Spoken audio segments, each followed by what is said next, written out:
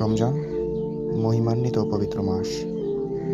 কোরআন মজিদে সূরা বাকারার ১৮৩ নং আয়াতে বলা হয়েছে, হে ঈমানদারগণ, রোজা তোমাদের জন্য ফরজ যেমনটা ছিল তোমাদের পূর্ববর্তীদের উপর, যাতে তোমরা তাকওয়াবান হতে পারো।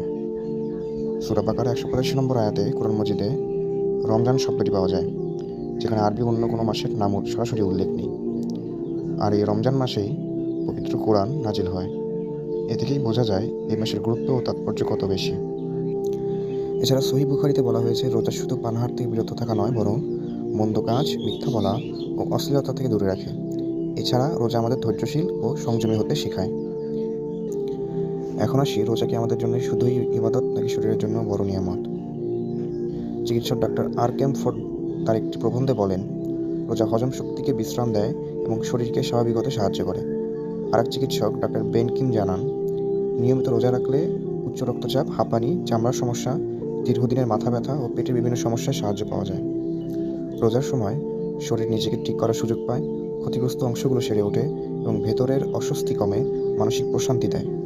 রাসূল সাল্লাল্লাহু আলাইহি সাল্লাম বলেছেন, রোজা হলো ঢাল শুরু। সহিহ বুখারী, সহিহ মুসলিম। এই রমজান শব্দটি আরবি রমদ মূল ধাতু, যার অর্থ পোড়ানো বা জ্বালানো থেকে উৎপত্তি। আর রোজা শরীরে জমে থাকা চর্বিকে পুড়িয়ে এবং বিষাক্ত পদার্থকে বের করে দিয়ে মানুষকে অনেক রোগ থেকে রক্ষা করে।